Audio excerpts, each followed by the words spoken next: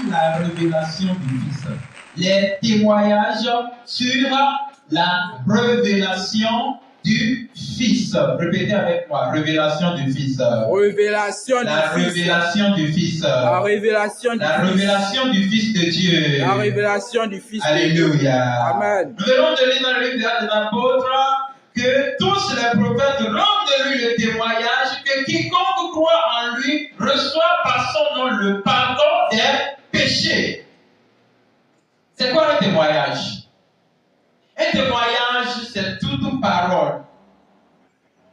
Toute parole de façon simple.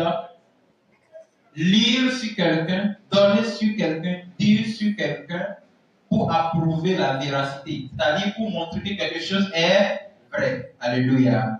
Et le témoignage, il se peut que la Bible dit en quelque sorte que afin que nous puissions confirmer une vérité, il faut avoir au moins 2 et 3 témoins. Or, le témoin, c'est celui qui fait le témoignage.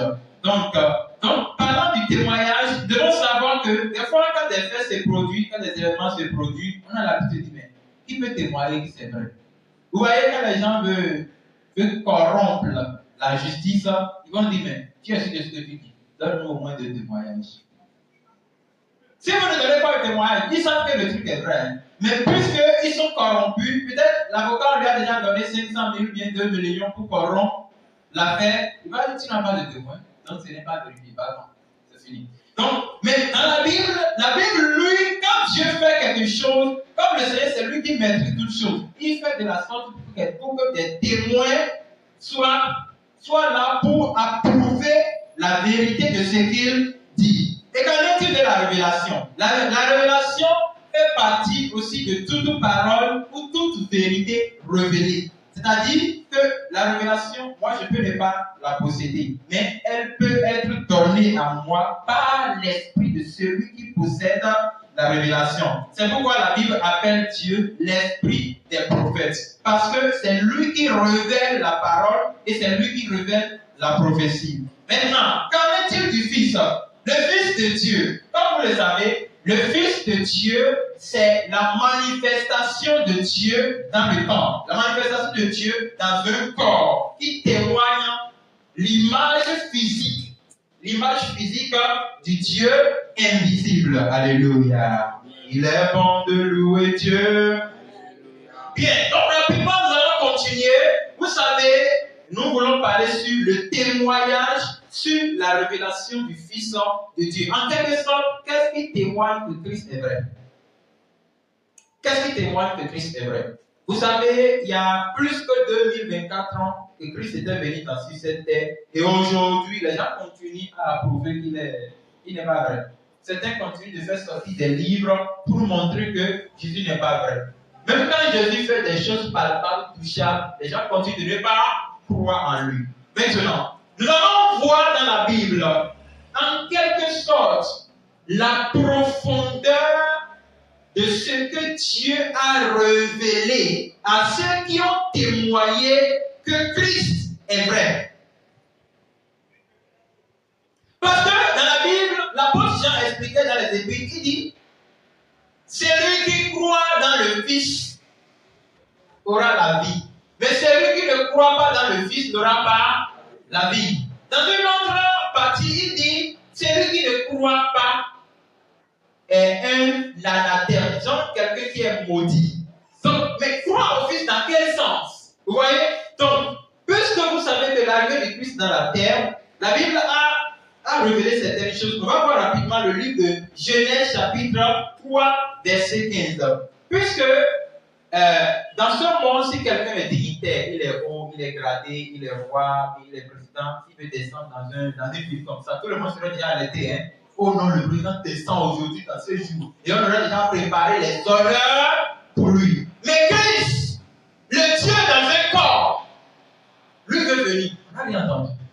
Vous êtes sûr? Les gens pensaient que comme c'est le Dieu dans un corps, on a dit le Messie. Donc il devait venir avec une gloire. Il descend avec des cortèges dans les milieux. Et on va dire que c'est Dieu, c'est lui, il est venu dans le corps. S'il avait fait ça, tout le monde pourrait croire en lui. Tout le monde croirait plutôt en lui. Mais Dieu ne fait pas ça. Dieu est assez grand, mais il ne fait pas ça. Donc, on va voir en même temps, qu'est-ce que la Bible a dit? Genèse 3, verset 15. Je mettrai l'inimitié. Je mettrai l'inimitié Entre toi et la femme. entre toi et la femme. Entre ta postérité. Entre ta postérité Et sa postérité. et sa postérité. C'était la première prophétie qui parlait de Christ. Alléluia. Amen. Alléluia. Amen. C'était la toute première prophétie qui a parlé de Christ. Et c'est Dieu même qui l'a prononcé. Genre le jour où l'homme a péché, et Dieu a maudit l'homme. En même temps, Dieu a béni l'homme. Il dit, je mettrai l'inimitié entre toi et la femme, entre ta postérité et sa postérité. Ça veut dire que une multitude de nations, de générations, de pays, de continents, de races viendra de la femme.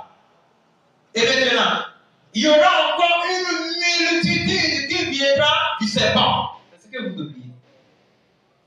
Satan que vous entendez là, il y a encore des anges semblables à lui. Des milliards que nous ne pouvons pas compter. C'est pourquoi nous sommes en guerre dans ce monde. Oui, nous sommes en guerre. Dans ce monde, nous sommes en guerre. Et cette guerre ne va jamais finir. Jusqu'à ce que le Seigneur revienne. Vous allez voir là, c'est deux postérités, non? La postérité de la femme et la postérité du serpent. Ça veut dire que c'est deux générations qui vont combattre tous les jours. Et vous savez que nous, les humains, on est tellement nombreux sur la terre aujourd'hui. Mais on n'est pas nombreux que les démons. Vous devez savoir ça. C'est pourquoi ils font tout pour faire éteindre la vérité. Pour faire éteindre la vérité. Pour faire éteindre la vérité. Les gens croient dans la postérité du diable. Mais ils ne croient pas que le Seigneur a fait venir encore une autre postérité. C'est pourquoi on va parler sur le témoignage de la révélation du Fils de Dieu. Comme Christ, lui, il est le roi de rois. C'est d'abord. Comme Christ, il est le roi de rois, sa venue a été signalée de façon prophétique et significative. Et rapidement, on va voir ce que Jacob a prophétisé. Quand Jacob bénissait ses enfants, plusieurs prophètes ont parlé de Christ. Même dans l'histoire d'Abraham, il y a Christ dedans.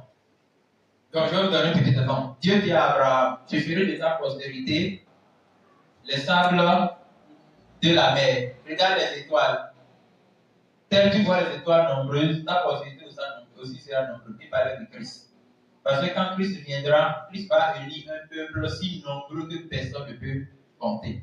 Il parlait de Christ. Maintenant, quand Isaac était venu, il lui a lancé encore la même promesse. Mais quand Jacob était venu, Jacob n'a pas seulement vu la promesse, mais il a vu quelque chose et lui-même il a dit ça de sa bouche. Dans Genèse chapitre 49, on va juste lire le verset, sinon vous pouvez lire vous-même le verset 8, 9, 10, 11. Maintenant on va aller seulement Genèse 49, le verset 10. Il est écrit Le sceptre. Le sceptre ne s'éloignera point de Juda. Moi, vous ne savez pas ce qui me tombe dans cette affaire. Comment Jacob bénissait tous ses enfants? Il a béni Ruben, il a béni Issachar, il bénissait. Mais quand il vient sur Juda en même temps, bon, on sent encore de lire le verset 8. Il dit, Juda, tu recevras les hommages de tes frères. Alléluia. Est-ce que vous êtes vivants là? Amen. Il dit, tu recevras. Mais qui peut recevoir plutôt des hommages? C'est un roi. Donc, quand il est venu sur Juda, il dit, Juda, Jacob était déjà vieux. Il bénissait. Il dit, Juda, et toi, tu recevras les honneurs, les hommages de tes frères. Il ne parlait pas de Judas, il parlait de Christ. Attendez, allons-y. Ta main sera sur la nuque de tes ennemis. Là, il parlait de la prophétie de Genèse 3, verset 15. Il disait, qu'est-ce qu'il a dit? Retournez dans Genèse chapitre 3, verset 15.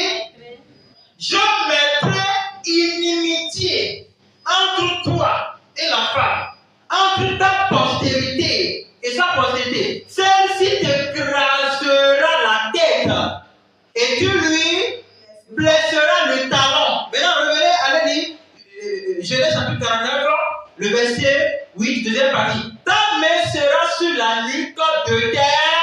Ah, il parlait du diable et de tout cet argent. Et si vous lisez Psaume 110, premier verset de lui, jusqu'à ce que je mette tes ennemis sous tes marches, il parlait de Christ. Il y a longtemps que Christ existait. On veut nous faire croire que. Bon. Donc, c'est pourquoi il dit, le verset 10, il dit, le sceptre ne s'éloignera point de Judas, hein? Ni le bâton souverain. Le bâton souverain d'entre ses pieds jusqu'à ce que vienne le Shiloh. Alléluia. Amen. Alléluia. Amen. Je veux dire avec moi, Shiloh. Le Shiloh représente le dernier roi qui va régner sur Israël. C'est Christ. C'était lui le premier qui a élu Israël comme peuple de Dieu. Et c'est lui le dernier roi. Après lui, tous les rois ne sont plus des rois. C'est lui qui va rassembler le peuple de Dieu du monde entier un jour à la table d'Abraham, où nous allons célébrer la noce de l'agneau. C'est Christ.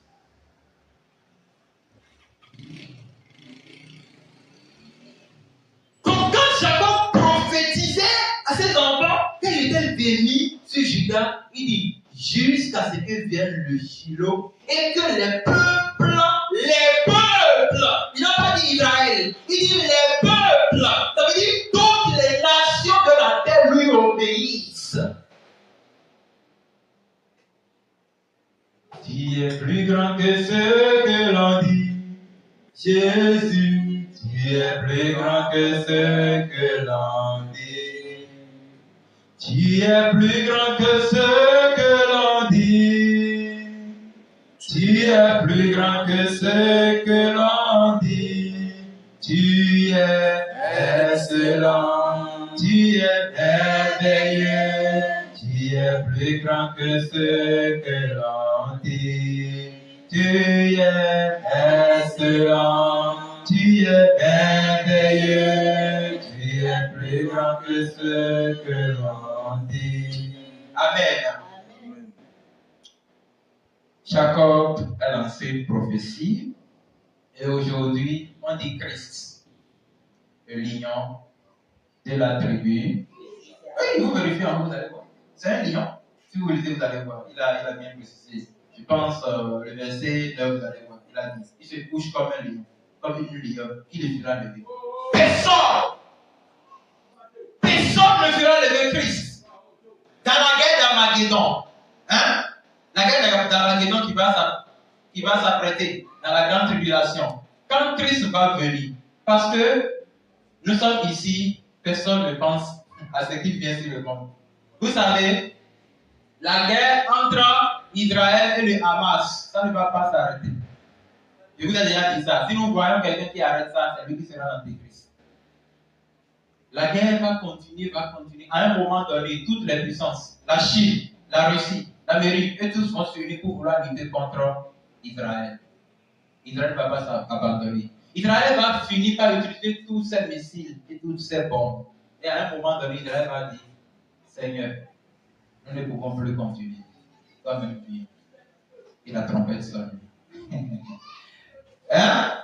Vous pensez, nous sommes déjà à la fin. Nous sommes déjà à la fin. Si quelqu'un blague à fin sa vie, il va venir, je m'entends, il va venir taper, moi je suis déjà parti. Hey, nous sommes déjà à la fin. Et là, Christ même descendra. Et son peuple, lui, sera enlevé. Après, maintenant, les puissants vont dire, où est lui là? Il se montre. La Bible dit, et le Seigneur, lui-même sur le mont d'Olivier se lèvera et il détruira toutes les puissances aveugles de la terre. C'est là le rêve de Daniel va s'accomplir. On a vu une pierre qui était venue sans l'aide de nous-mêmes et qui a brisé comment on appelle, la statue que Nebuchadnezzar a vue. Et la pierre a commencé par grandir et a pris toute la surface de la terre. Cette pierre de Jésus-Christ. Amen. Amen. C'est pourquoi nous devons être fiers de lui. Moi, je suis fier de lui. Le monde peut être en train de bouboucher. Moi, je n'ai pas vu le monde. Je n'ai vu une seule personne. C'est lui qui régnait avant le monde. Et il va régner après le monde. C'est lui. Quelqu'un dont Jacob a prophétisé depuis des milliers d'années. Et après, il apparaît dans un corps. Et tout le monde le regarde. Mais c'est pas le fils de charpentier, lui là. Il grandit comme un homme. Il souffre comme un homme. Il pourrait même déjà vomir même comme un homme. Il grandit. Et après, il révèle qui il est. C'est de lui nous parlons. Ce qui témoigne que la révélation sur cette personne est vraie.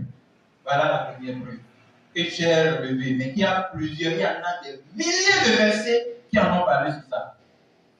Rapidement, on va voir certains témoignages. Premièrement, Moïse a présenté Christ comme un frère. On a lu ça tout de suite, non?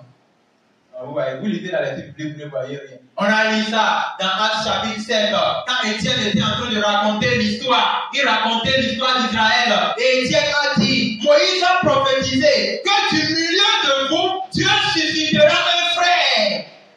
Vous devez écouter ce qu'il dira. Ok, vérifiez. Deutéronome chapitre 18, verset 15. Deutéronome 18, verset 15, je pense qu'il y a vu ça ici. Rapidement, la Bible dit, l'Éternel ton Dieu te suscitera du milieu de toi, d'entre tes frères, un prophète comme moi, vous l'écouterez. C'est Christ que nous devons écouter. Ouais. Ce n'est pas un bishop, c'est Christ. Ce n'est pas un pasteur, c'est Christ. Moïse l'a présenté comme prophète. Vous savez pourquoi? Parce que Moïse, en ce moment, ne connaît pas un apôtre, ne connaît pas une seigneurie, il connaît juste le mot prophète. Et Dieu communiquait seulement avec les prophètes. Il a présenté Christ comme un prophète. Ce n'est pas à cause de ça que nous on va dire qu'il est prophète. Non. Parce que son apparition en Israël était en représentation d'un prophète. Et David l'a présenté comme son Seigneur et son Fils. Il est bon de louer Dieu. Alléluia. Écoutez, David a dit, dans un moment, le Seigneur dit à mon Seigneur. Oh, mais ça c'est quel français ça? Le Seigneur dit à mon Seigneur, assieds-toi à ma droite, jusqu'à ce que je fasse de tes ennemis ton marchepied. Et après, le même Seigneur, on l'appelle fils de David. Vous ne voyez pas quelque chose de papa? Alléluia. Ok, allons-y. David l'a présenté comme Seigneur et Fils. C'est le livre de Psaume que je disais. Psaume 110. David a donné des centaines de prophéties sur Christ. À un moment donné, il dit, le Seigneur m'a dit, je ne mourrai pas. Et mon corps ne verra pas la corruption. Il ne passait pas David qui parlait. C'est Christ qui parlait en David. Donc, on va voir Psaume 110, verset 1er. Parole de l'Éternel à mon Seigneur. Assieds-toi à ma droite. Jusqu'à ce que je fasse de tes ennemis. Ton marche-pied. Qui a trouvé ça encore? Frère, pas trouvé ça. Ok. Assieds-toi à ma droite. Jusqu'à ce que je fasse de tes ennemis ton marche-pied. Donc, ça veut dire que c'est David qui dit, le Seigneur parle à mon Seigneur. Mais il parlait du corps qui viendra de sa postérité. Parce que Dieu avait fait promesse à David en disant, de toi, je vais toujours faire sortir les rois. Et quand David a fait de bêtises, David qui avait une onction mais qui devait impudique, vous voyez, la chair c'est la chair. Comme il devait impudique, il a pris la femme de son prochain, il priait maintenant. Seigneur, c'est quand on pêche, quand on connaît qu'il faut jeûner 7 jours devant Dieu. Vous voyez, non? L'homme a un problème. Quand quelqu'un pêche maintenant, c'est lui qui dit, oh Seigneur, pardonne-moi. C'est la même chose, hein? Il n'est pas différent de David. Bon, comme il a déjà fait ça, Dieu avait fait promesse. C'est pourquoi toutes les femmes que David a prises là, Dieu ne lui a pas compté comment on appelle, de lignée dedans. Hein. Dieu a considéré une seule femme pour David. Ceux qui disent que Dieu aime la polygamie, ils sont des menteurs. Quand tu veux faire quelque chose, tu trouves une référence dans la Bible pour justifier ta bordellerie. Hein?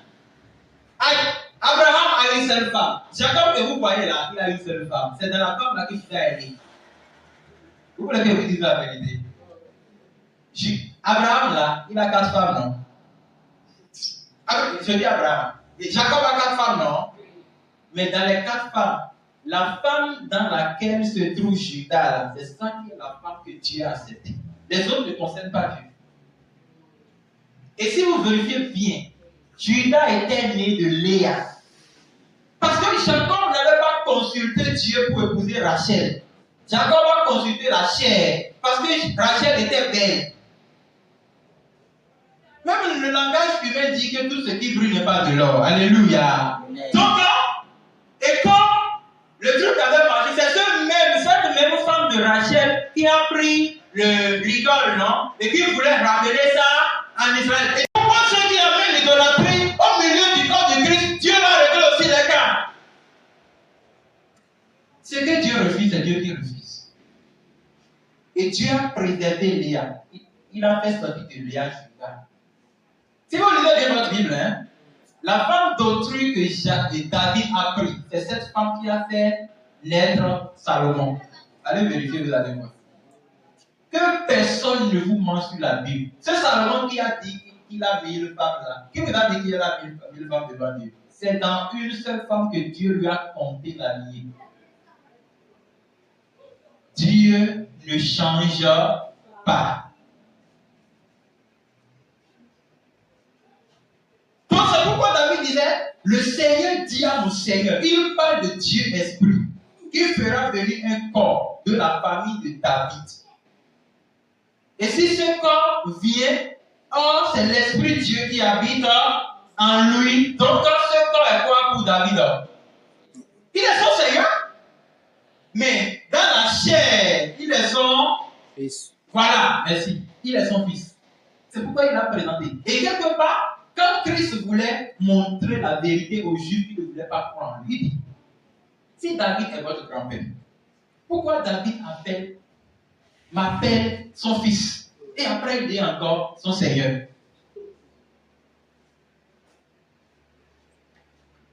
Bien, continuons. La troisième personne qui m'étonne, dont je vais donner l'exemple, c'est Hérode. Hérode, le roi antéchrist, dans Matthieu chapitre 2, verset 4, Hérode a confirmé Christ. Hérode, on lui a dit, mais il y a un roi qui sera né dans Bethléem. Il dit, qui est ce roi? Moi, je suis roi ici. On ne peut pas avoir 2 rois dans ce royaume. Allez, vérifiez la naissance de cet enfant. Venez.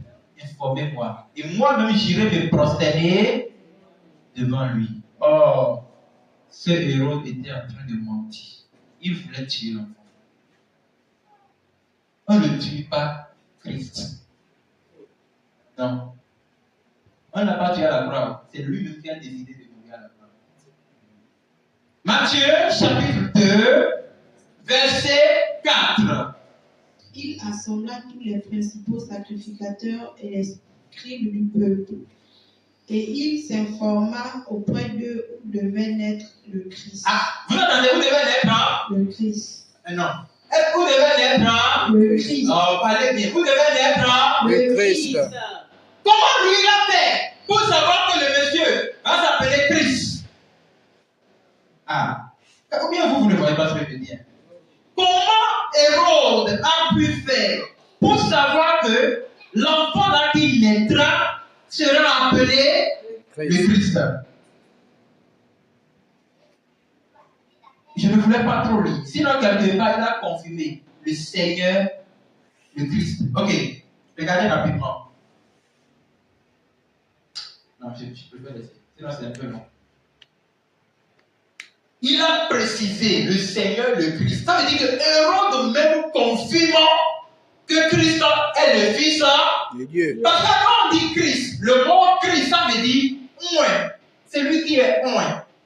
C'est lui qui est oint par aujourd'hui, tout le monde donne le nom Christ, Christ, Christ, Christ, Christ à leurs enfants. Il y a même des gens qu'on appelle pasteur Christ. En tout cas, ce n'est pas un pasteur Christ qui veut dire qu'il est Christ. Alléluia.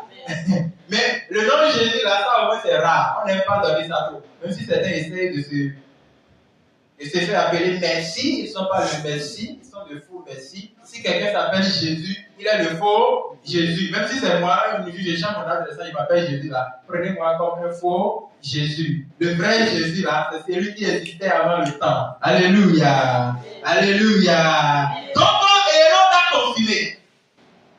Mais après ce témoignage, nous avons deux témoignages très touchants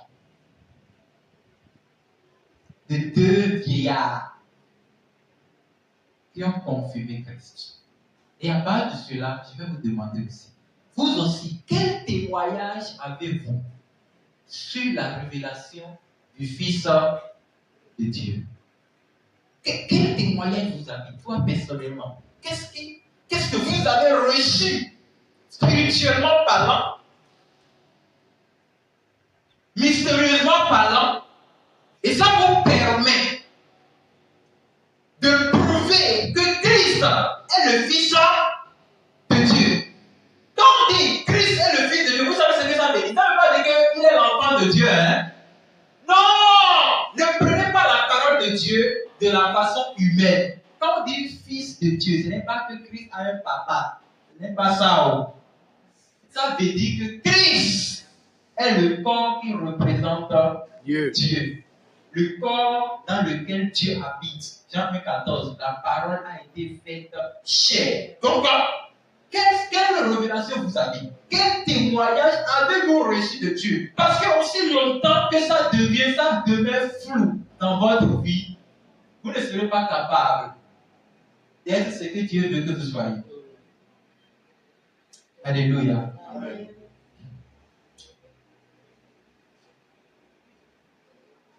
Pourquoi nous devons croire dans la vérité des vieillards? Vous voyez, quand vous êtes personne, vous êtes quelqu'un, vous voulez être en ressources humaines, ou ceux qui font la ressource humaine, ou bien ceux qui font aussi la littérature, à un moment donné, on vous envoie aller faire des stages chez les personnes ressources. Vous devez aller voir des gens qui ont déjà au-delà de 60 ans, 80 ans, même des gens qui sont déjà dans les 100 ans. Vous partez avec un journaliste qui enregistre tout ce que vous allez dire. Parce que la personne là, ce qu'il va vous dire là, a des valeurs plus que le roman qu'un jeune de 25 ans va écrire pour vous dire qu'il connaît papier. Le vieillard connaît mieux que lui. Chez moi en Afrique, on dit ce que les jeunes recherchent même étant debout. Le vieillard même assis l'a déjà vu. Donc, quand on dit personne ressources, ce n'est pas les gens seulement qui ont des livres dans leur bibliothèque. Non, c'est des vieillards expérimentés qui ont connu des choses dans la vie. Et quand il te dit ça, c'est vrai ce qu'il a dit. Et il y a un écrivain qu'on appelle Amadou Ampateba, il paraît que c'est un écrivain sénégalais bien malin qui dit un vieillard qui meurt en Afrique est comme une bibliothèque qui brûle. Donc quand les vieillards parlent, nous croyons dans ce qu'ils disent parce qu'ils ont véhiculé plus que nous. Et si vous lisez même la Bible de Joël, le livre de Joël, la Bible dit quand je reprendrai mon esprit, vos vieillards auront des songes. On dit même que quelqu'un est vieux, c'est pas quand vous appelez papa vieux, papa n'est pas vieux. Le vieux, le vieillard, c'est cette personne qui a beaucoup vu dans la vie. Et quand il commence par parler même 2 phrases, 3 phrases, vous voyez que c'est vraiment riche devant vous. C'est ça un vieillard. Donc, ici, les paroles des vieillards sont claires, vraies et même symboliques. Et nous allons voir rapidement dans le livre de Luc, chapitre 2, verset 25. Pour vous, qui est Christ pour vous? Quelle révélation avez-vous reçue sur ce Christ? Et quel témoignage convaincant vous permet de défendre le règne de Christ? Parce que lui-même, dans son moment de souffrance, Pilate lui a dit, es-tu le roi? Il dit, tu l'as dit. Sinon, ce n'est pas moi qui t'ai dit ça. C'est toi-même qui viens de le dire que je suis roi du Juif. Il dit, d'où non? Où est ton royaume? Si tu es roi, c'est que forcément tu es un royaume. Et il dit, mon royaume n'est pas de ce monde. Si mon royaume était... C'est là que les gens, hein? Si mon royaume était de ce monde, j'appellerai mes gardes. Et ils vont terminer avec nous. Pourquoi les choses sont passées comme ça? Écoutez bien. Parce qu'au moment où Christ était venu, Israël était dans un problème difficile avec la Rome. Les Romains que vous voyez là, c'est des gens, c'est Dieu seul qui peut les pardonner. Sinon, si c'est vous les humains là, on va forcément penser à faire quelque chose avant de les pardonner. Les Romains, ils ont trop offensé Israël. C'est eux qui ont colonisé Israël de force. Sinon, Israël n'a jamais été colonisé par quelqu'un. Ils ont pris tous les héritages d'Israël. Ils ont imposé la religion romaine à l'Israël. C'est pourquoi quand Christ était venu, les gens pensaient que si c'est lui le roi, quand il va sauver Israël de la main des Romains, c'est à cause de ça que le roi devait tuer tous les enfants. On nous a dit qu'on fait la fête de Noël, que c'est la fête des enfants. C'est faux. C'est pour se moquer de Dieu. Quand Christ était né, ce n'était pas la joie pour le monde. Amen. La prophétie a dit, Rachel pleure parce qu'on a tué ses enfants. On a tué les enfants de 0 à jusqu'à 2 ans. Aujourd'hui, le diable a transformé ça. Fêtez les enfants. Pour que vous devez supporter les chapeaux rouges. Faites ceci. Tout ça, c'est pour blasphémer contre l'arrivée de Christ dans ce monde. Parce qu'il était venu pour sauver le monde. Et quand Hérode a dit, si vous ne voyez pas la mise en scène même que les gens ont fait, Hérode était levé avec la bouche. Il dit quoi? Donc les sages là, ils m'ont trompé. Tuez-moi tous les enfants. Ils ont tué les enfants. Hérode, ce n'est pas le père de famille. Pourquoi lui tuer l'enfant des gens? Ça ne lui fait pas mal. Ils sont dans des royaumes remplis du sang. Ils sont là pour détruire le royaume de Dieu sur la terre. Israël était en esclavage plein quand Christ était venu. Allez lire l'histoire. C'est pourquoi il ne faut pas tuer de Jérusalem. Un jour, quand il commence par pleurer, il voulait entrer à Jérusalem, Christ a pleuré. Pourquoi Christ regarde une ville construite par les humains, il a pleuré? Il ne pleure pas pour ça, il pleure pour toute la vie de Jérusalem. Il dit Jérusalem, Jérusalem. Combien de fois t'ai-je appelé de venir rester sous mes ailes? Comme la poule appelle ses poussins de venir rester chez nous. Mais Dieu a refusé. Jérusalem, tu seras détruit. Écoutez ce qui se passe à Jérusalem aujourd'hui. Vous ne voyez pas les informations, vous ne suivez pas. Vous êtes dans votre vie. Allez suivre les informations. Jérusalem est réduite. On a tiré des bombes partout. Ils ont coupé la tête des enfants. Ils ont coupé. Moi-même, j'ai vu. Le papa, il a gardé son enfant dans la main comme ça. L'enfant de à peine 5 ans. On a coupé la tête de l'enfant. Il a gardé ça dans la main comme ça. Les gens, ils sont venus l'interviewer. Quand nous voyons ces choses, nous devons penser que tout est accompli. C'est à cause du royaume. Et c'est à cause de ça, quand c'est les souverains sacrificateurs, les rois, les chefs qui se sont associés avec les Juifs, ils ont tué le sang à la croix. Et quand il s'est ressuscité, les disciples ont dit Seigneur, tu es fort. Tu l'as dit, tu l'as fait. Nous croyons maintenant. Maintenant, dis-nous, est-ce que tu vas rétablir le royaume d'Israël? Vous ne pensez pas à ces phrases-là.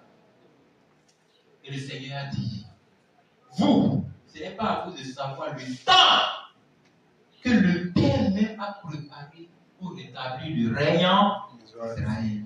Mais voici ce que vous allez faire. Vous recevrez une puissance. Le Saint-Esprit surviendra sur vous. Et vous serez mes témoins en Jérusalem d'abord, en Judée, en Samarie et jusqu'à l'extrémité de la terre.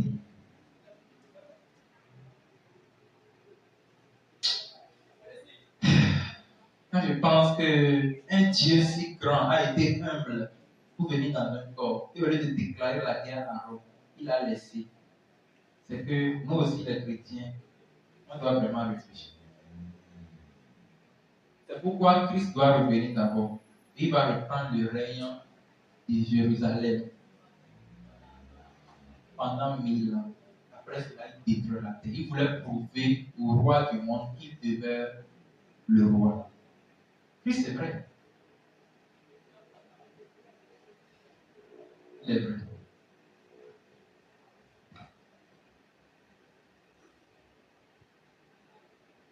Mais pour faire ce royaume, ce n'est pas comme la politique du monde. Il faut s'armer avec le Saint-Esprit pour devenir son témoin.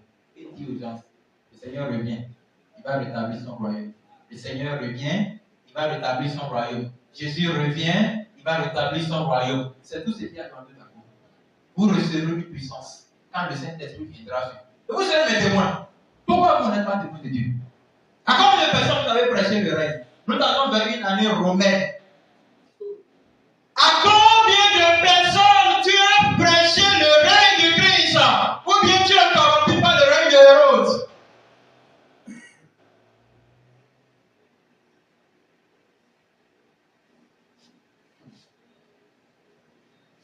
Nous avons deux vieillards qui ont témoigné que Christ est vrai.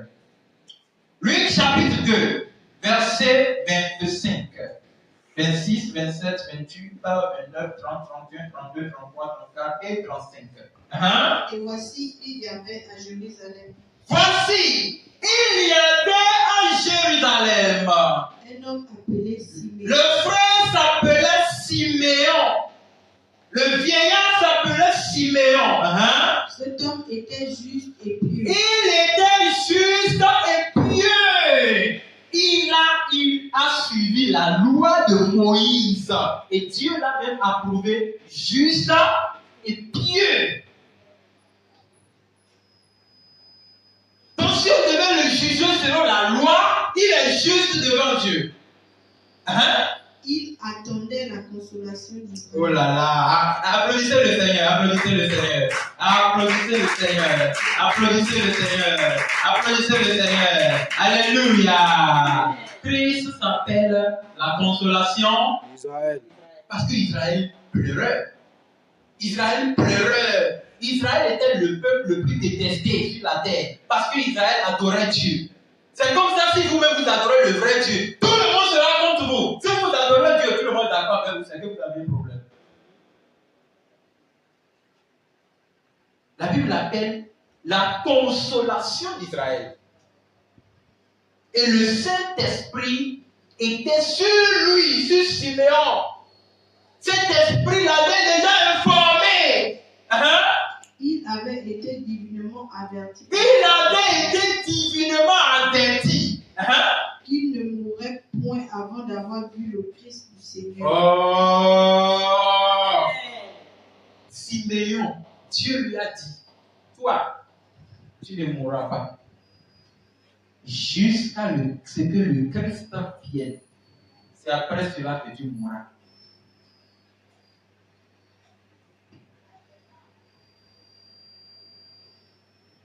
Quand je lis ces paroles, je me pose beaucoup de questions. Donc Dieu avait tout planifié pour lui. Il a même réservé un vieillard qui a vécu des temps. Il a dit, toi tu ne mourras pas. Tu vas rester là pour témoigner l'arrivée de mon fils. Et il avait été averti divinement que lui ne va pas connaître la mort. Si je comprends bien, ce monsieur, il serait plus âgé que le papa de Jean-Baptiste. Parce que je n'ai pas vu qu'on a précisé son année. Et il connaissait la loi. Il respectait la loi. Et comme c'était le temps, tout le monde attendait que la prophétie a dit que la lumière viendra, le Messie viendra. Les pharisiens commençaient par enseigner les lois dans les synagogues. Mais ce monsieur était là en train d'observer. Il était là jusqu'à ce que Jean-Baptiste était dit. Et on disait, ah, c'est lui qui va témoigner le chemin du Messie. Donc si lui vient, donc le Messie va venir. Il était là. Et quand le Messie, oui, allons-y, oui. Il vint au temple, poussé par l'Esprit. Et donc, poussé par l'Esprit, le frère Siméon est venu dans le temple. Et comme les parents apportaient le petit enfant Jésus. Oh, moi je ne l'appelle pas Jésus à ce moment, je l'appelle Christ. Et quand les parents apportaient Christ, le corps, pour accomplir à son égard qu'est-ce que la loi a donné? À 8 jours après l'enfant, on doit lui couper la première chair, lui présenter devant le temple et lui donner un nom. C'est comme ça qu'on faisait dans l'Ancien Testament. Verset 28. Il reçut dans ses bras. Il a pris l'enfant, il le reçut dans ses bras. Béni Dieu et dit. Et il dit, Maintenant Seigneur, maintenant tu Seigneur, laisses ton serviteur est-ce que tu peux laisser ton serviteur dormir? s'en aller en paix selon ta S'en parole. aller en paix selon ta parole. Amen. Car mes yeux ont vu ton salut. Car mes yeux ont vu ton salut, le salut d'Israël. Hein? Salut que tu as préparé devant tous les peuples. C'est que tu as déjà prophétisé depuis. Je l'ai vu de mes yeux. Hein? Lumière pour éclairer les nations. Lumière pour éclairer les nations. Alléluia. Je pensais que vous allez dire Amen à la parole. On y va. Oui. Et gloire d'Israël. La gloire d'Israël, ton peuple. Hein? Son père et sa mère étaient dans l'admiration des choses qu'on disait de lui. Et Joseph même pensait qu'il était son père. Et Marie même pensait qu'elle était sa mère. Vous voyez la vie. Continuons. Hein? Sibéon les bénit. Sibéon les bénit et dit à Marie sa mère. Voici ce qu'il a dit à Marie. Vous devez écouter cette parole. Je ne pense pas que vous devez aller ça la Bible. Parce que si vous ne lisez pas la Bible, vous là. On y va. Voici cet enfant est destiné à amener la chute et le relèvement de plusieurs en Israël. Cet enfant que tu vois dans ta main est venu pour donner la chute, amener la chute. Est-ce que vous entendez bien? Et le relèvement à nombreuses personnes en Israël. Donc il n'est pas forcément venu pour sauver. Hein? Il est venu pour scandaliser les gens. Oui, vous devez savoir, Christ n'est pas venu pour donner la vie à tout le monde.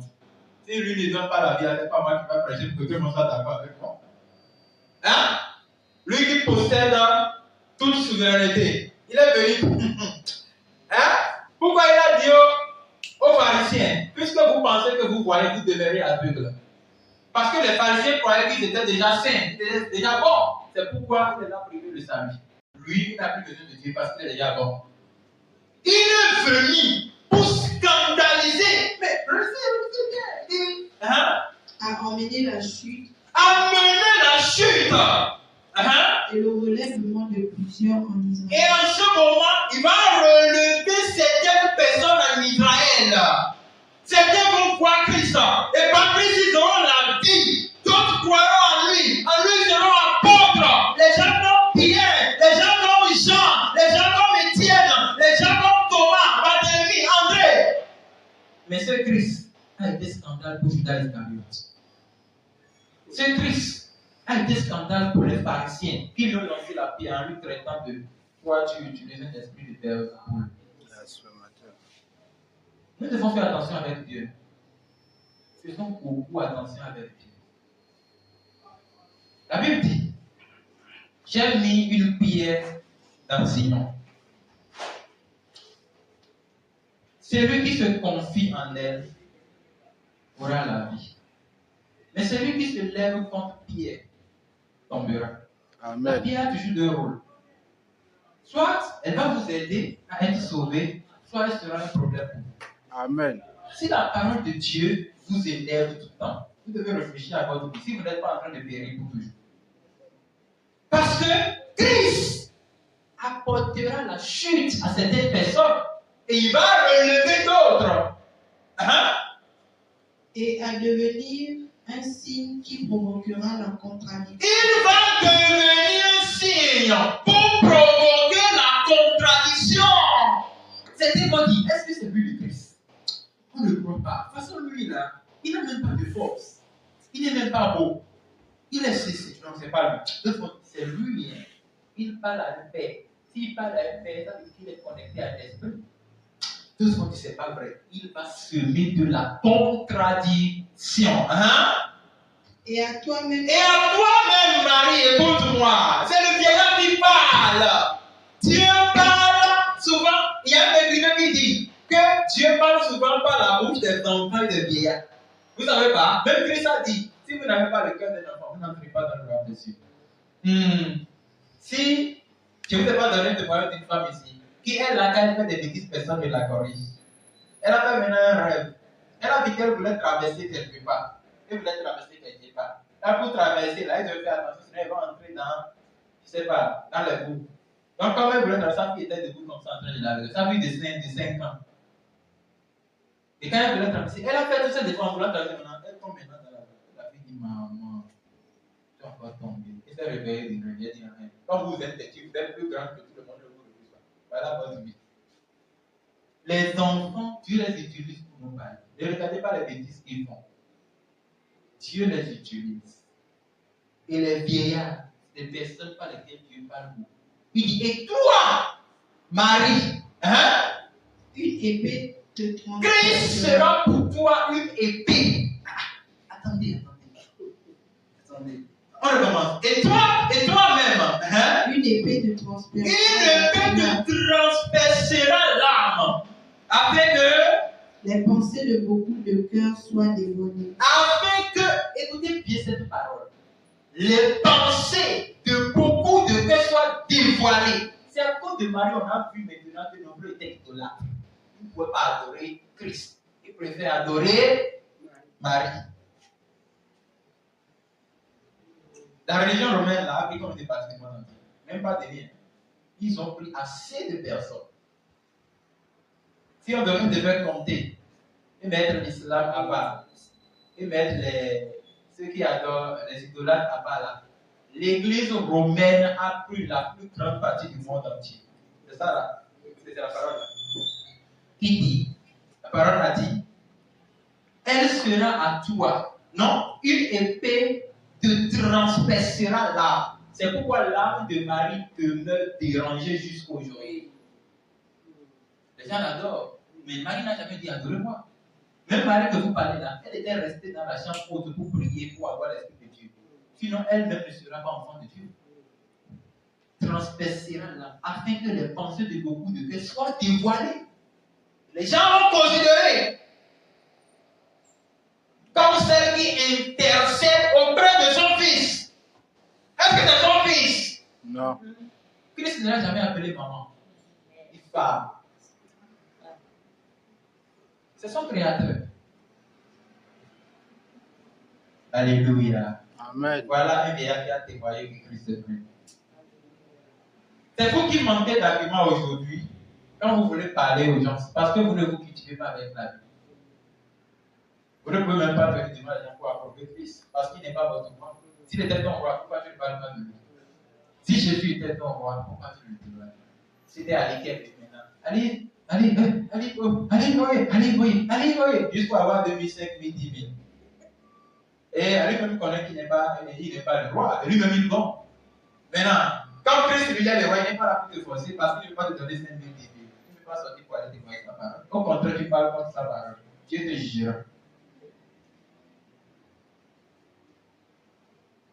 La deuxième personne, la prophétesse Anne. Le même livre de Luc, chapitre 2, verset 36. Il y avait aussi une prophétesse. Dieu est un Dieu d'équilibre. Hein? Dieu avait apprêté un témoin homme et un autre témoin femme. Dieu est juste. Je connais lui là, il est juste. On ne trouve pas d'erreur. Il a apprêté une autre femme qui est restée veuve et âgée, hein? Une fille de Phanuel, Âgée de 84 ans. Elle ne quittait pas le temple. Alléluia. C'est ça qu'on appelle la consécration. Elle s'était consacrée pour Dieu. Hein? Elle servait Dieu nuit et jour. Elle servait Dieu nuit et jour. Ah, attendez. Allons-y. Excusez-moi. Verset 36. Il y avait aussi une prophétesse. Anne, fille de Phanuel. Elle s'appelait Anne, la fille de Phanuel, de la tribu d'Aser. Aser était l'un des enfants de Jacob. Jacob, les 12 tribus d'Israël. Hein? Elle était fort avancée en âge. Hein? Elle avait vécu 7 ans avec son mari depuis sa virginité. Vous voyez? Elle avait vécu 7 ans avec son mari depuis sa virginité. Ça veut dire que quand elle a été mariée là, 7 ans après, son mari était mort. Et elle a décidé de ne plus se remarier. Donc, comme elle est prophétesse, elle restait dans le temple pour servir Dieu. Aujourd'hui, si quelqu'un se retrouve 100 ans, 2 ans, 3 ans, il dit je souffre. Parce que le problème aujourd'hui, c'est que l'homme, je ne comprends pas, l'homme voulait nourrir tous ses désirs charnels, assoiffé de la chair. L'homme n'est pas assoiffé de l'esprit. L'homme n'est pas assoiffé de la parole. L'homme n'est pas assoiffé de cette révélation. L'homme est assoiffé de manger, boire, dormir, manger, boire, dormir, vivre, faire sa vie, vivre autant qu'on veut. Et oublier sa destinée. C'est l'Ancien Testament. C'est l'Ancien Testament. Juste 7 ans de mariage. Son mari était mort. Elle est demeurée dans le temple. Dieu n'allait pas utiliser d'autres personnes que ces gens-là, qui sont consacrés à lui. Vous savez pourquoi Dieu ne nous parle pas aujourd'hui, juste avant? Aujourd'hui, on n'est pas prêt à servir Dieu. Nous écoutons trop les hommes plus que d'écouter Dieu. Même quand Dieu nous parle, nous préférons désobéir à Dieu, obéir à ce que les hommes disent. Et quand Dieu voit ça, il nous laisse. Dieu va aller voir une autre personne qui s'est consacrée à lui. N'oubliez pas le message que le frère nous a enseigné le vendredi. Avoir une relation intime avec Dieu. Le fait de ne pas avoir la relation avec Dieu, ça fait que Dieu ne peut pas communiquer avec nous. Nous sommes concentrés sur le monde que d'écouter Dieu. Dieu qu'on prétend dire qu'on aime, on n'arrive pas à lui faire la prière. Quand on est ici maintenant, on va dire prière de 10 minutes maintenant, tu seras déjà fatigué. Mais si c'est resté sur TikTok toute la nuit, tu n'es pas fatigué. Si c'est sur les cellules là, on ne sait pas. Maintenant, bon, je dis, quand vous êtes dans le monde, non, même pas dans le monde, quand vous dites que vous aimez quelqu'un, ou bien vous êtes dans une relation amoureuse, tu veux parler avec la personne toute la nuit, tu n'es jamais fatigué. Mais rester avec Dieu 5 minutes là, oh, lui n'a qu'à faire la paix, moi je suis. Ça c'est quoi? Voilà quelqu'un. Elle a maintenant 80 combien? Il faut vérifier, il faut vérifier. Elle est âgée de 84 ans. 84 ans! Et elle continue de servir Dieu. Vous avez quel âge? Et vous ne pouvez même pas sortir. Quand toi tu sors là, tu dis repentez vos caricatures, on va dire c'est simple. Lui là, je n'ai pas mis ici la face. Le monde ne peut pas croire dans notre vérité. Parce que nous ne revenons pas de modèle. Alléluia. Amen. Alléluia. Amen. Aujourd'hui, les gens disent non, les gens rejettent la vérité. C'est faux. Les gens rejettent la vérité. Et toi, tu as rejeté quoi? Oh, les gens ne veulent pas l'église parce que j'ai la vérité. Et toi, qui parle, est-ce que la vérité habite en toi? Combien de personnes lisent Christ en toi? 84 ans. Mais qui continue de servir Dieu? Il continue de servir Dieu. Vous savez, le jour du jugement, ça va chauffer. Voici pourquoi ça va chauffer. Qu'est-ce que vous voyez là? Hein? Il est né comme un humain. Je suis très sûr. Hein? Il a été allaité. Il a souffert comme un enfant qui veut commencer par pousser des dents. Il a grandi. Un jour, il a marché 3 jours sur le chemin pour aller faire le culte d'Israël à Jérusalem. Il avait 12 ans et il posait des questions dans le temple. Christ! Vous marchez combien de fois à Jésus aujourd'hui? Et vous êtes fatigué. Il y a des gens même, pour venir au culte, il faut les donner l'argent de taxi avant qu'ils ne viennent. Parce qu'ils veulent venir au culte pour moi. Attention, nous ne sommes pas tous les mêmes serviteurs de Dieu. Parce que Dieu a appelé l'autre, il ne m'a pas appelé comme ça. Il ne m'a pas appelé pour plaire aux gens. Il y a certains là, ils ont été appelés pour plaire aux gens. Comme dans l'enfer, ils vont plaire aussi aux gens là-bas. Mais moi, je ne suis pas appelé pour plaire aux gens. Je suis un esclave de Dieu. Il a marché 3 jours. Vous imaginez ça? 112 heures sur le chemin pour aller adorer Dieu en Israël. Et arrivé là-bas, il posait des questions. 12 ans. Je pense que personne n'a posé ici. Il posait des questions. Il posait des questions. Il posait des questions. Et on lui répondait. Vous pensez qu'il ne connaissait pas ce qu'il faisait? Il était en train de montrer que personne n'aura raison devant lui après. Le témoignage sur la révélation du Fils. La femme qui est la prophétesse Anne, elle était venue. La Bible dit, elle servait Dieu, elle ne quittait pas le temps. Et elle servait Dieu nuit et jour, dans le jeûne et dans la prière. Toi, tu as prié combien anciens jours, tant vers la fin. Vous avez mis combien de fois dedans? Vous avez géré combien de fois? Même pas 2 fois, même pas 1 fois, même pas 3 fois. Même si c'est 10 fois, c'est peu. Vous avez veillé et resté devant Dieu pour votre croissance dans la foi. Seigneur, je vais te connaître encore. Révèle-toi avant. Voilà quelqu'un qui jeûne avec son âge tous les jours dans le temps. Vous ne savez pas ce que nos patriarches dans la foi poursuivaient dans l'adoration de Dieu. Ils cherchaient à voir qui est Dieu. Si vous lisez le livre de Actes des Apôtres, d'abord on dit, c'est à cause de cette promesse que les 12 tribus restaient dans le temple tous les jours en train de chercher Dieu. À cause de la promesse, pas à cause de l'argent, c'est pas à cause d'avoir le bon mari ou bien la jolie femme, pas à cause d'avoir de l'enfant. Non, c'est à cause de la promesse qui nous a été faite que je vais vous délivrer. Je vous donnerai un royaume. À cause de la promesse. Chacun doit avoir un témoignage sur la révélation de qui Jésus-Christ est pour lui. C'est ça qui vous permettra de vaincre ce monde. Alléluia. Amen. Alléluia. Amen. Prophétesse Anne. Elle servait Dieu nuit de jour dans le jeûne et dans la prière. En quoi vous servez Dieu? Des fois dans le Congo, ça. Hein? Des fois dans le Congo, ça, quand tu parles de frère, tu vas dire, hey, je dis, ça va, tu le dépasses, Dieu te regarde. Tu venais de parler avec l'autre qui est païen.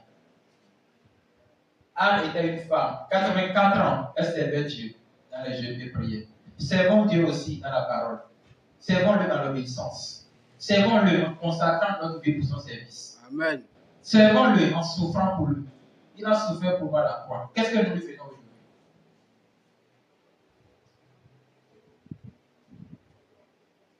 La sacrée et la prophétesse Anne, qui a souffert pour elle?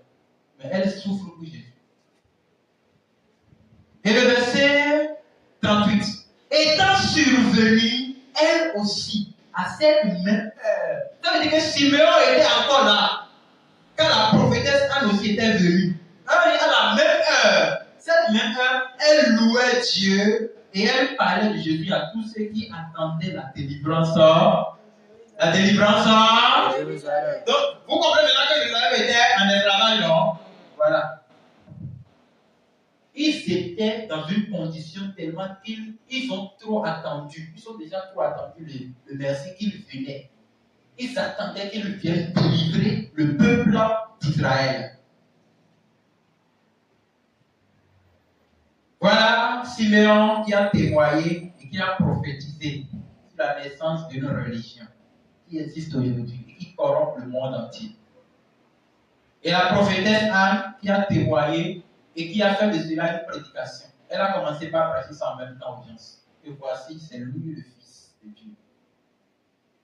Et vous, quel témoignage avez-vous reçu sur la révélation du Fils qui va vous permettre de parler aussi aux gens, comme ces deux personnes?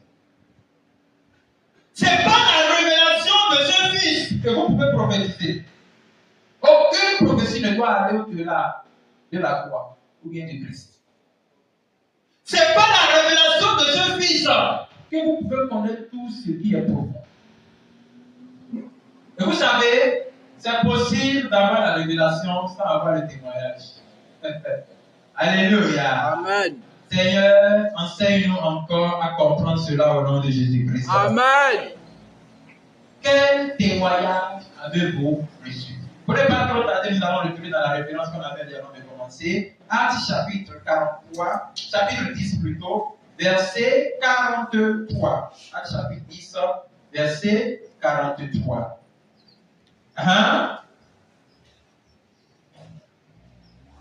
Commençons du verset 42. 41. Non, à tout le peuple, mais aux témoins choisis. Est-ce que vous êtes déjà un témoin choisi de Dieu? Non, à tout le peuple, mais aux témoins choisis d'avance par Dieu. Moi, je suis témoin de Dieu. Je témoigne de sa vérité. Si la vérité est avec personne ne peut pas prêcher, dites-le-moi, je vais prêcher ça. Amen. Vous devez être un témoin choisi de Dieu. Siméon a été un témoin choisi de Dieu. J'espère que tout est clair maintenant. Hein? Dieu lui a dit, tu ne mourras pas. Anne, la prophétesse, a été un témoin aussi choisi de Dieu. Regardez tout ce qui s'est produit avec elle. Être vieux ne veut pas dire qu'elle ne peut pas servir Dieu. Au contraire, c'est là qu'on peut bien servir Dieu.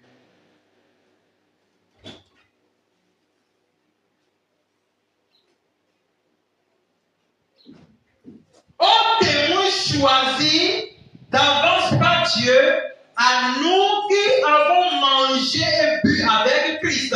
Ils ont mangé, ils ont bu avec Christ. Après qu'il fut ressuscité des morts, ils ont témoigné que Christ est vrai. Alléluia. Et Jésus nous a ordonné de prêcher au peuple et d'attester que c'est lui qui a été établi par Dieu pour être juge des vivants et des morts. Alléluia. Amen. Tous les prophètes. Donnez-moi les noms des prophètes.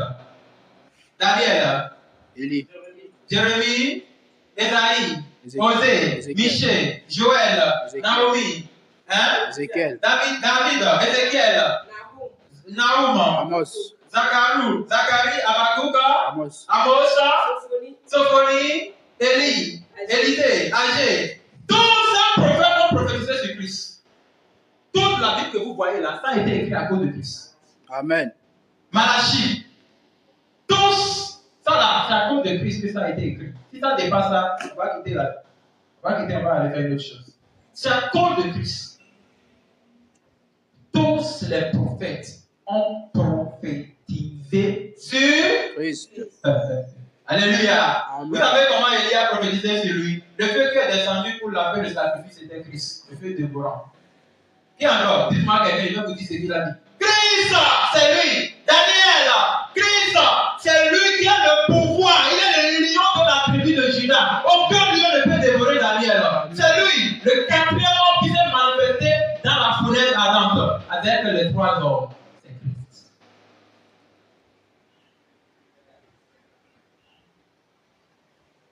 Quel témoignage avez-vous reçu sur la révélation du Fils? Est-ce qu'on peut prier? Amen. Levez-vous pour la prière. Jésus, Je suis là. Jésus, je suis là. Je suis là. Jésus, je suis là. Je suis là. Je suis là. Pour toi, parle-moi, je suis là. Je suis là. Touche-moi,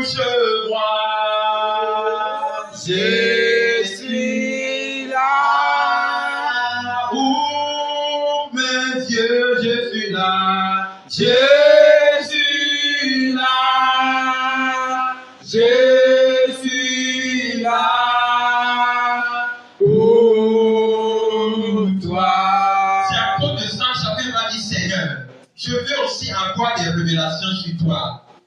Ouvre mes yeux, ouvre mes Seigneur, oreilles. Priez au nom de Jésus-Christ. Seigneur, ouvre mes yeux, Seigneur, ouvre mes oreilles, parce que je veux aussi avoir Je veux aussi avoir des révélations sur toi.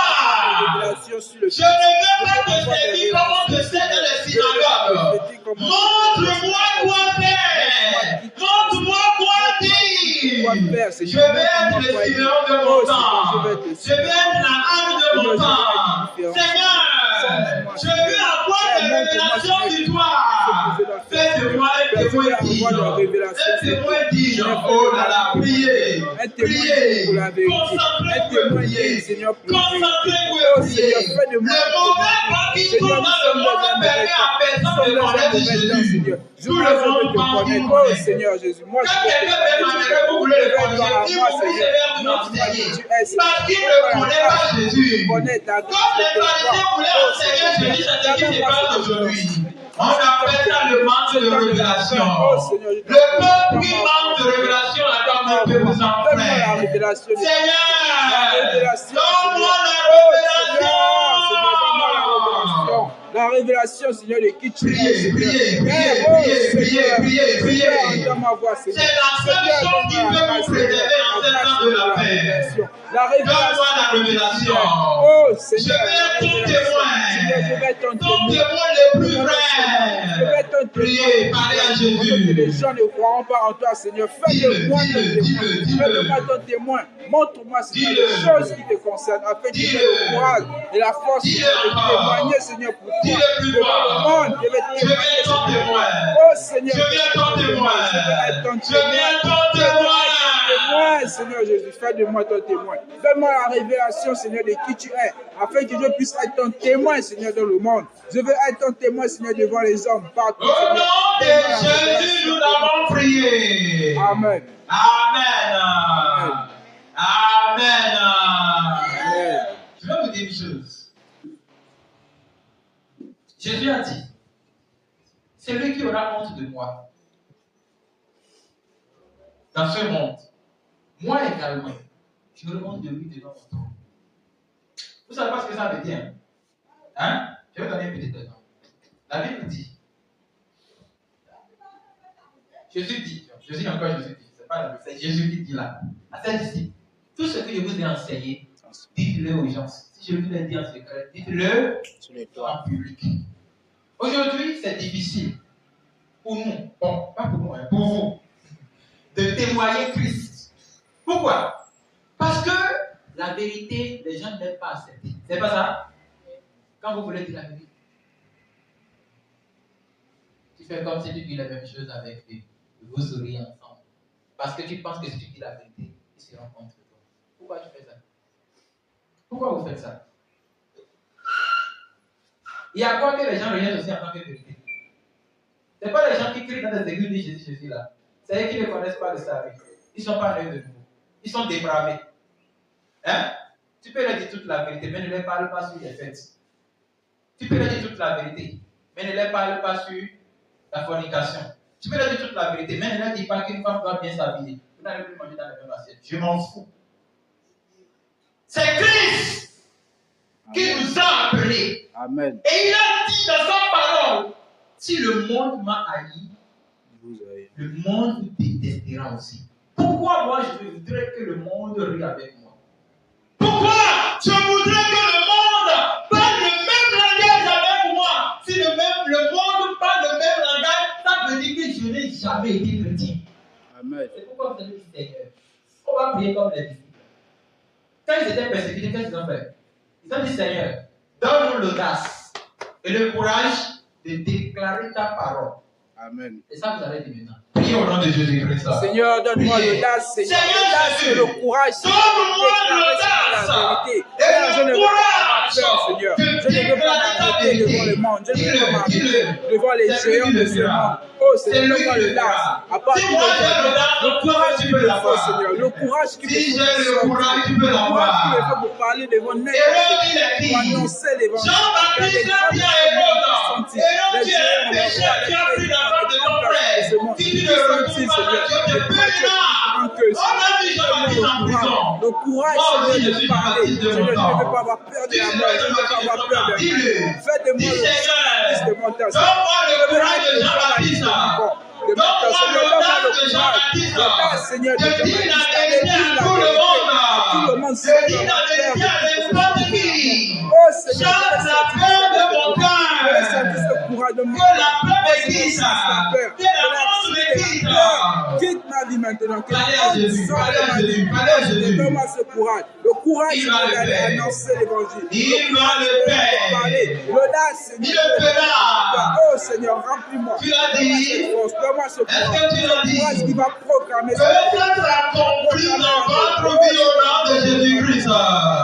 Amen. C'est lui qui nous a appelés fidèles. Amen. Et c'est lui qui le fera. Il te le fera au nom de Jésus-Christ. Amen. Tu as peur de dire la vérité. C'est difficile pour toi. Tu le veux. Mais des fois, quand tu es devant les gens, tu changes la parole. Parce que tu as peur. L'audace qu'il a donné à Jean-Baptiste. Jean-Baptiste a prêché à ce roi Hérode. Il n'a pas eu peur. L'audace, la force, l'endurance, la violence, le Seigneur vous le donnera. Amen. Tu vas prêcher comme Jean-Baptiste. Amen. Tu vas prêcher comme Jean-Baptiste. Amen. Quand personne ne vous écoutera, le Seigneur lèvera la pierre et il vous écoutera au nom de Jésus-Christ. Amen. Le Seigneur fait promesse de préparer une année qui va s'exploser pour le réveil des nations. Amen. Tu seras dans cette année au nom de Jésus-Christ. Quand tout le monde se lèvera contre la vérité, tu seras la seule personne disponible. Amen. Le Seigneur vous soulèvera aussi. Amen. Comme étant dit que vous recevrez le Saint-Esprit, et vous serez mes témoins, les témoins dits de Dieu, vous ferez partie de ces témoins au nom de Jésus-Christ. Amen. La révélation qui te permettra de défendre Jésus, de parler de Jésus en tout lieu, en toute circonstance, en toute position. Cette révélation cachée, ce mystère caché, cette parole profonde, le Seigneur qui te voit, qui a commencé, il a commencé, il commencera, il le fera, il le finira au nom de Jésus-Christ. Amen. La grâce de demeurer en ta position. Amen. Jusqu'à ce que ce Seigneur accomplisse en vous ce qu'il a commencé à la croix. Amen. Lui qui a accompli l'œuvre de la foi, il vous donnera cette grâce. Amen. Il vous soutiendra dans la foi. Amen. L'énergie qui prie, l'énergie qui lit, sans être fatigué. Christ a prié. La Bible dit, dans ces temps d'agonie, il y a même des sueurs qui coulaient de son corps comme des grains du sang. Cette grâce qui était en lui. Puisque toi aussi tu veux vivre à l'image du Christ, la grâce de prier comme Christ, vous l'avez au nom de Jésus. Amen. Je prie pour vous que dans les temps les plus difficiles, le Seigneur vous donne l'audace de dire la vérité. Amen. Je prie pour vous que dans les moments les plus sombres, que le Seigneur vous accorde la grâce d'appuyer la vérité au nom de Jésus-Christ. Amen. Et comme il est écrit dans la parole, cherchez premièrement le royaume et la justice de Dieu, et les autres choses seront données par-dessus. Père, nous avions parlé du royaume et de ta justice. Tu as été témoin. Nous n'avons pas parlé de l'argent, on n'a pas parlé du contrat, on n'a pas parlé du commerce, on n'a pas parlé du salaire, on n'a pas parlé de quoi que ce soit, parce que le royaume était vraiment précieux pour nous. Amen. Et tu connais qu'après cela, les autres choses nous seront données par-dessus. Je prie à toute personne ici, les autres choses dont vous manquez vous sont données au nom de Jésus-Christ. Amen. Tu vas toucher et tu prendras au nom de Jésus-Christ. Amen. Vos désirs seront accomplis. Amen. Puisque vous désirez marcher à l'image du Christ, Christ était resté sur cette terre, rien ne lui a manqué, rien ne vous manquera. Amen. Tout ce dont vous avez besoin, le Seigneur le connaît plus que vous, il vous le fera au nom de Jésus-Christ. Amen. Merci Seigneur pour ce que tu as fait. C'est au nom de Jésus que nous avons prié. Amen. Quelqu'un